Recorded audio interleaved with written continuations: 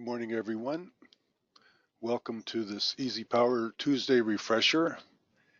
And today we've titled the topic Beginner's Corner because this is an introduction to using EasyPower and the proper application, if you will, of protective devices.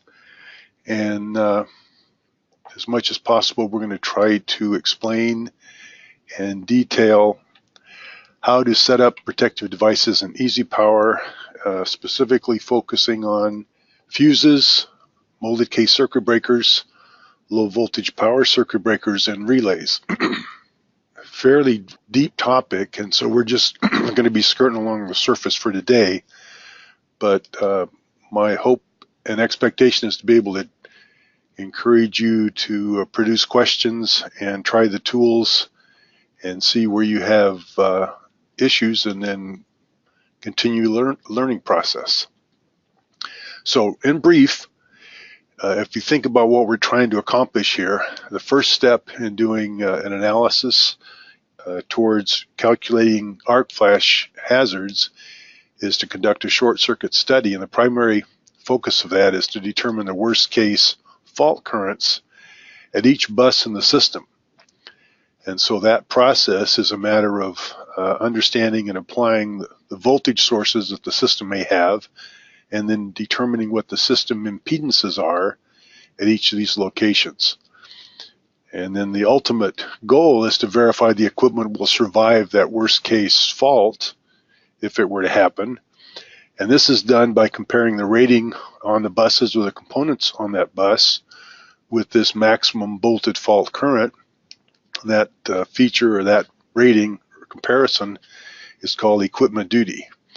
Well, now the tool does that as part of the operations of conducting a short circuit analysis. And again, the accuracy of the data, the completeness of the data, in this case, and the impedances, the loads, the cables, and then the voltage sources are a critical part of that step.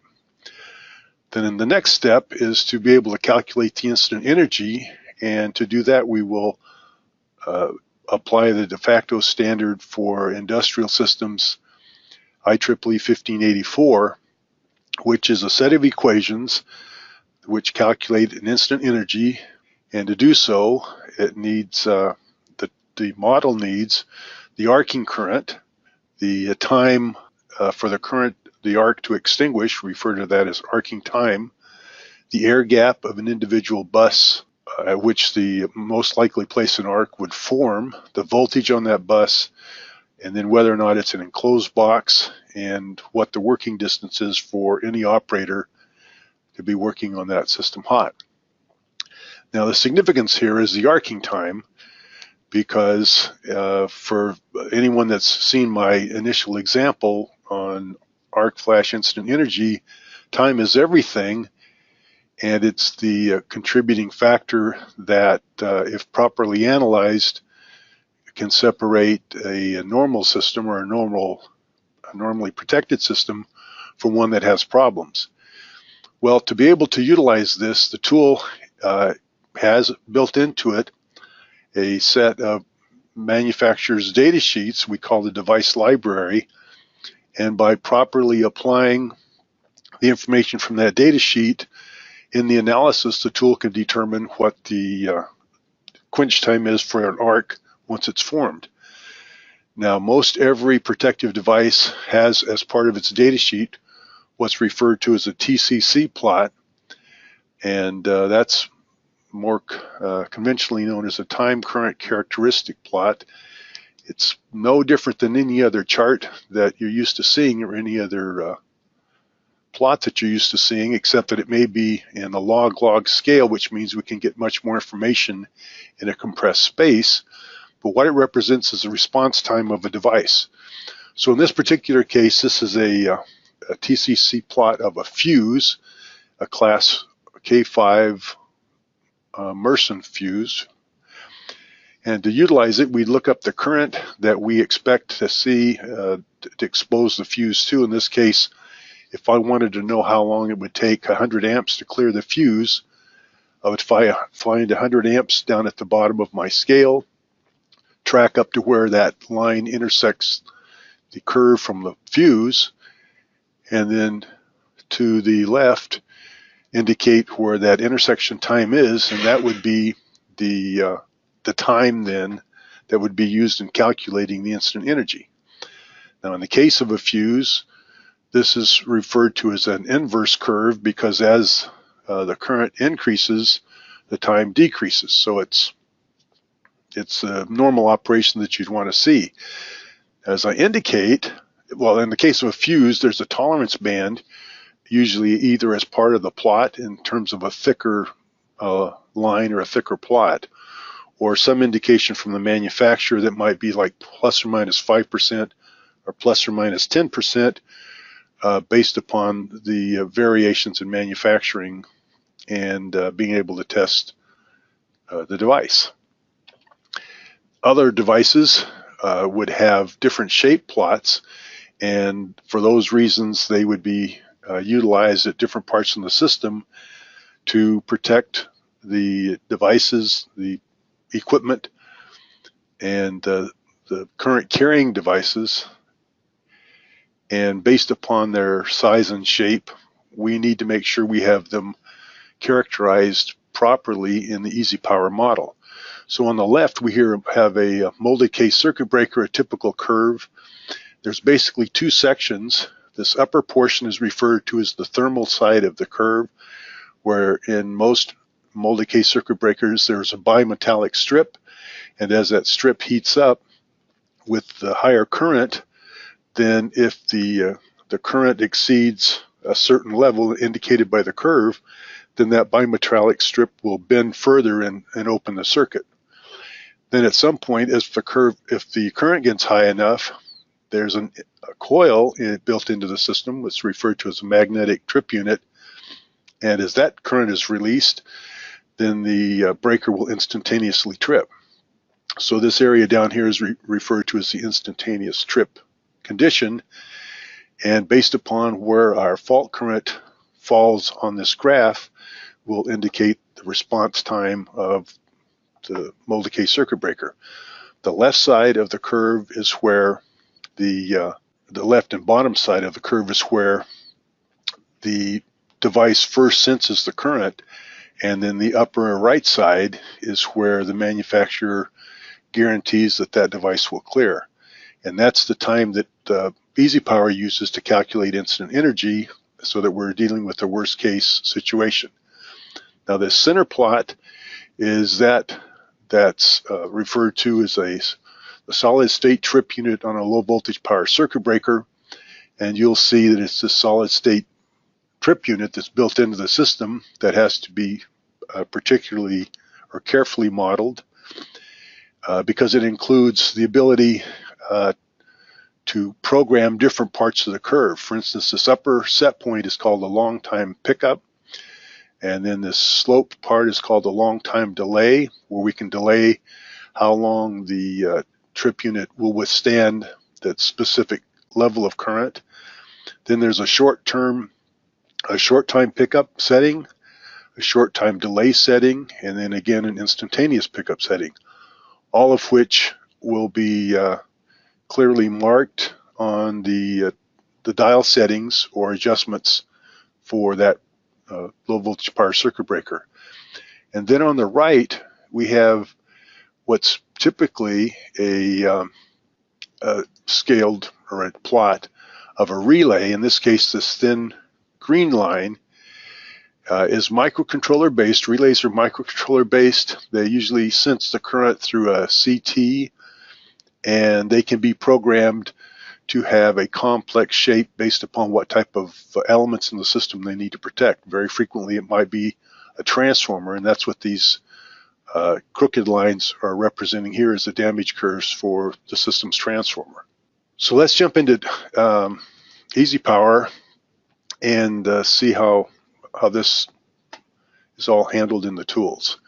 So here we've completed a one-line diagram. The tools are in a database edit, which allows me to build the one-line diagram and itemize all the parameters for each of the elements. For instance, here's a motor that's in the system, and it's already been set up as a 375 horsepower, and so consequently the protective device that we would expect to have in the system in this case is the fuse. Now I'm not designing the system. All I've done is collect the data, and I want to make sure the data that I've collected in the system is adequate to the task of characterizing the part in EasyPower. So as I double click on this fuse, I see a data dialog box, and again, they all have a similar construction where we have a unique identifier for the part, the connection points it is making into our system, and then a series of tabs across the center. In this case, under the specification tab, we want to have located the manufacturer's name, the type, and the style.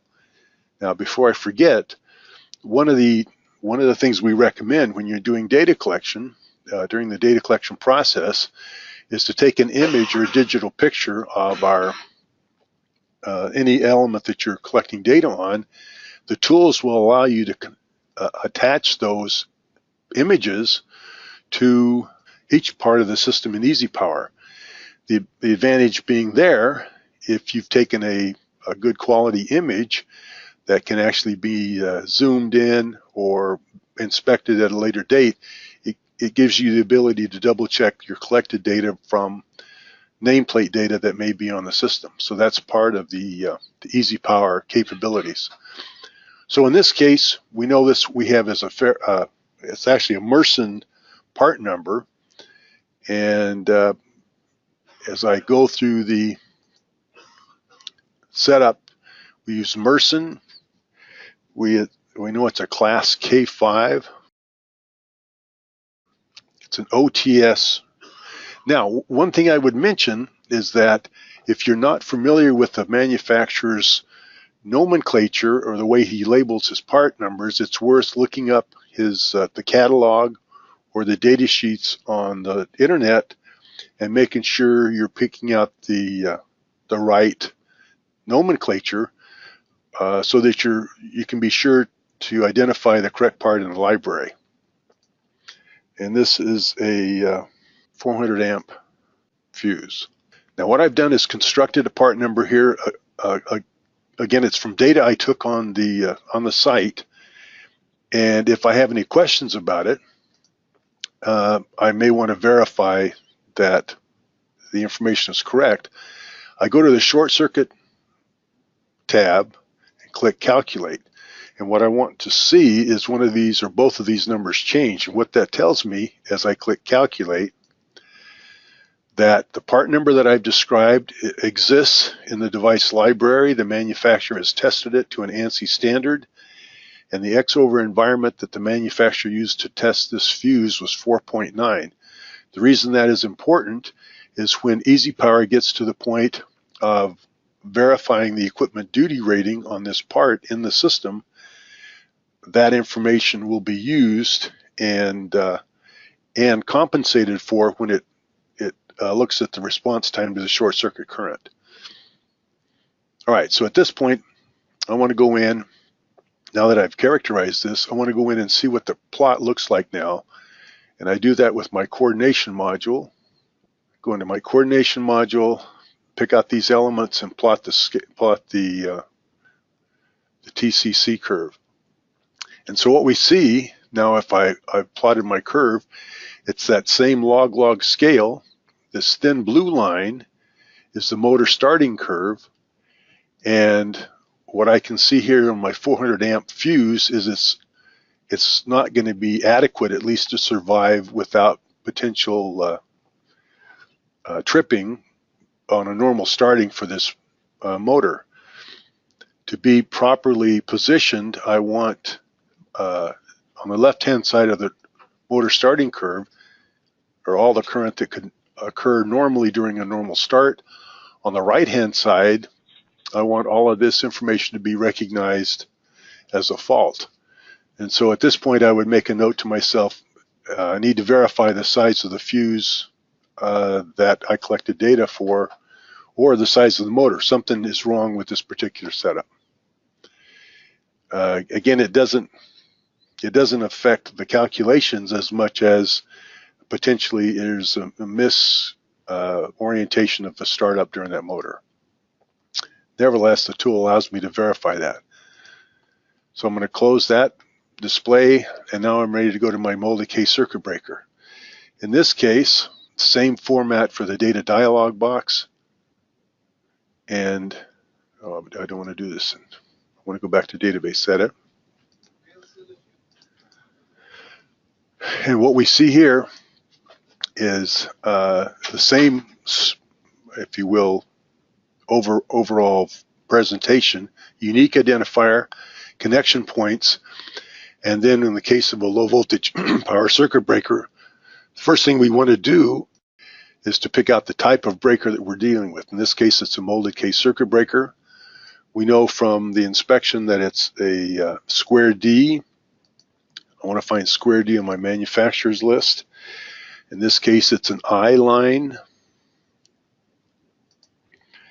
and it's an HL 100. Now, as I do that, we see that it's indicating the trip unit is thermomagnetic, which is pretty standard for molded case circuit breakers. Some may have adjustment points, but that will be identified if we pick out a different part number or part number that requires that type of trip unit. So I've constructed a part number. I want to come over here and make sure these numbers change or are recognized. Click calculate. Again, the tool recognizes the part number that I've constructed, set up for 1,000 amps interrupting, and the size of my particular breaker is 100 amps. I'm going to pick out 100 amps, and this is on the phase trip. Now, this particular checkbox shows the TCC will be plotted. If I wanted to keep the plot off of, or this particular breaker off the plot, I would uncheck this box. But for now, let's see what it looks like. The point being, and you'll notice I have kind of a funny switch here, and what I wanted to do is to illustrate the impact of changing impedance on this particular breaker. So again, I'm showing a breaker right now that has a trip curve. I'm going to fault this bus by double clicking on it. The curve itself trips, and the number that's showing here is the bolted fault current, which is being calculated by the tool. Now, if I come in and I look at my breaker, and the breaker recognizes what this fault current is, when I go to short circuit, I can choose what my TCC clipping will be. In this case, it's selected to be momentary current, and that's what we're seeing at a maximum of 2,440 some odd amps.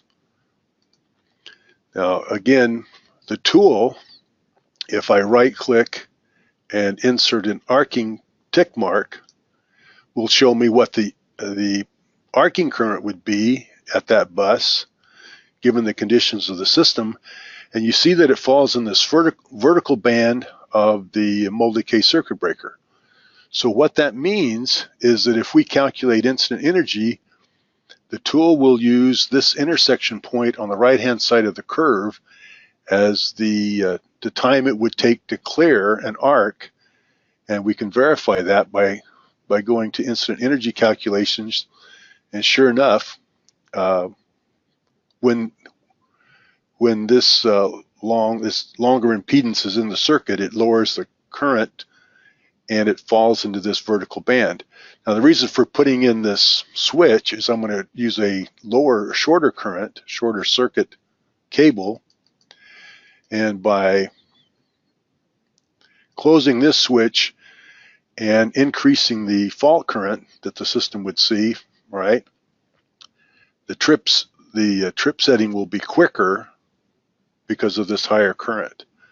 If I go back to my current settings, You can see I have 18,791 amps now through the circuit because I bypassed this longer cable. And as I do that, I can see that my arcing current now will be, right click, insert arcing current. It's right here. And so even though primarily because the current is much higher, the arcing current's much higher, it now falls into the instantaneous part of the curve. And so what I find is I have a much safer condition because I have much higher current. Again, because the trip unit responds faster. The advantage is that the tool presents that, and that's kind of the point I'm trying to make. All right, so I've got this displayed and seems to be working properly, so we're not going to save anything here. Let's go back to database edit. Now we're going to work on my low voltage power circuit breaker. If I open up the dialog box, unique identifier, connection points into the system. Now in this case we're looking at a low voltage power circuit breaker. In this case we took a picture of the unit. It's a GE AK25. It does have a solid state unit. It is some micro IntelliGuard, and the setting and the style we can indicate. Again, I may want to go to the data sheet to verify this based upon what I see in the breaker itself, but it's set up to simulate a multi-case circuit breaker SK with a 1200 amp sensor, and the plug-in is 750 amps. Go to the short circuit. Let's make sure it recognizes it. So it does. Then we go to the phase trip unit. Now these are where all the dial settings will be occurring. So the dial setting was 0.8, which indicates a long-term pickup of 600 amps. The curve is going to be an MVTI squared T, a delay of 4, short-term pickup of 5, which will give us a short-term pickup of 300 amps. The curve shape is inside or internal. The delay is 9. And our instantaneous pickup is at 7,800 amps, which was a dial setting of 6.5 in our system. Once we've done that, now we're able to go to coordination, plot the curve. Now we can do the same type of interrogation. I'm in displaying my current, half cycle current. I'm going to fault this bus by double clicking on it. The display or the plot clips at that maximum current. Now what we see here is the voltage fault current that bus will see on a balanced three-phase fault. If I want to see what the arcing current would be, I right click, insert arcing current, and again it shows me that it's on a vertical band, which indicates just from looking at this that I probably want to, if I want to have this incident energy lower than what it's indicated, and let's kind of look at it. So it's indicating at 8.6 calories per square centimeter, and that's due to the fact that this time delay up here has to be taken into account for the tripping current.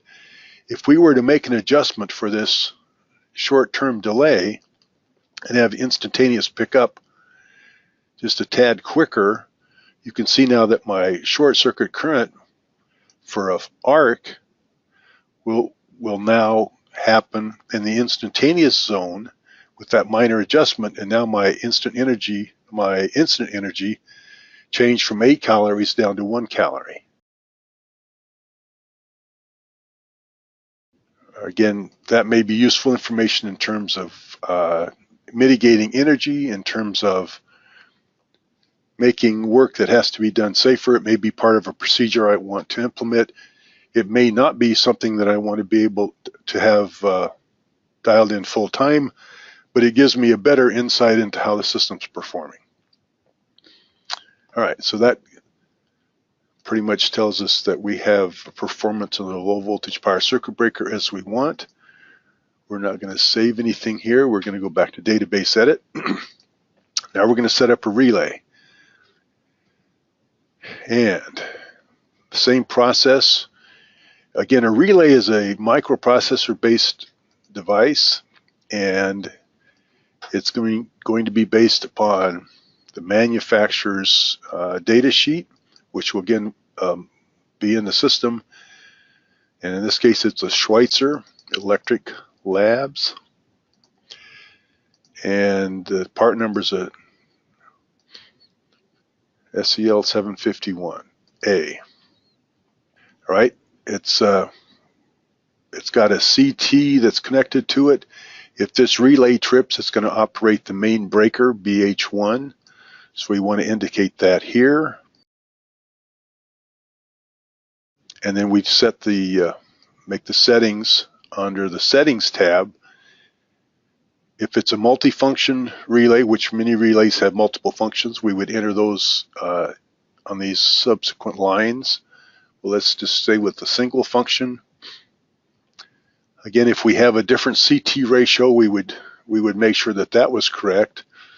But in terms of the first function, all these settings would be indicated in the relay setup. So the tap will give us the tap settings for what the CT is going to be reading, in this case 240 amps. The time dial would tell us the shape of the curve. In this case, it's very inverse. And then the time dial will tell us how long at this current that the trip unit would wait before it tripped. And then we can add, depending upon the time that's been set up and the dial that's been set up, the delay from the trip setting. Likewise, in the short-term pickup, if that's part of the system, we would apply that here. If not, we would set up the instantaneous at the point that we wanted the current to trip instantaneously. So essentially, at 240 amps, it will trip quicker, or rather at a certain time delay, whereas if the current gets up to 2,880 amps, it'll trip instantaneously. And again, this can be plotted in the coordination module. Oops, I didn't select anything. So let's select and plot. Now again, I can see here that I have my damage curves from my transformer and my inrush current, both of which, when they happen, potentially could trigger the relay. So at this point, I really doubt the accuracy of my dial settings that I've recorded. The tool lets me see, as I left click and drag, potentially where these dial settings ought to be, but it's not something I wanted to entertain without a lot of understanding of why the information was incorrect to start with. Likewise, if I go in and say, well, what if I did make a mistake and I want to look at my settings temporarily, I could set up my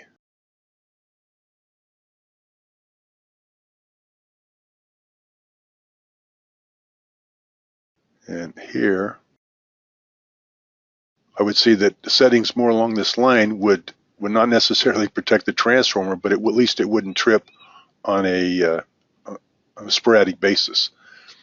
So at this point, I kind of suspect my data collected is inaccurate, and I need to go back and verify that. All right, so that was a little sloppy, and I apologize for not kind of having it more coherent, but it does reflect the point that there's very much of a common sense approach that you can see once you get into the tools, both on the accuracy of your data collection and whether or not it's adequate, the terms that are being entered, adequate to protect the system. So let's see if we've accomplished what we were trying to do. So the question is dragging the curve available in 9.8? The answer is yes. So and you'll notice as I'm trying to drag the tool, drag the curve, there are limitations based upon the tap settings. So it won't allow me to drag the curve around based upon reaching the end or the setting on the drag on the scale that's built into the component. So if I were to go over to and I can get the same response by going in and changing the settings here.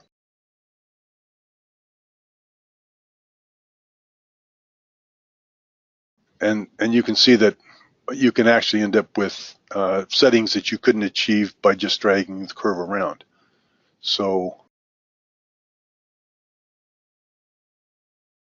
playing too much on it. The answer is yes. Actually, EasyPower introduced this to the industry of being able to left click and drag on the curves and readjust or understand what the dial settings would be to achieve that type of performance. And most other tool suppliers in the industry followed suit. Okay, so what we've done now is show how to set up the protective devices, including fuses. And I encourage you, like I say, to make sure you're using the nomenclature that the manufacturer recognizes, especially as companies and legacy devices have been picked up by newer companies. The information may be in the device library, but it may be under a different set of numbering schemes. Likewise, with molded case circuit breakers, you want to make sure you're getting the correct part that you're have identified, and then it matches what you're seeing in the system when you set it up in the device library. And then in the case of a low voltage power circuit breaker, the frame or the breaker itself ends up being a fairly substantial mechanical unit, and then the trip settings or the trip device is something that can actually be updated or replaced to improve the performance of the breaker. So that this can be something very different from when it was originally installed based upon upgrades that the manufacturers make available. Okay, I think that concludes what I wanted to show. We will talk more about protective device coordination and sequence of events in the future, but I think that kind of covers our time for today. Any other questions I'll be able to take offline. Thank you for attending, and have good holidays.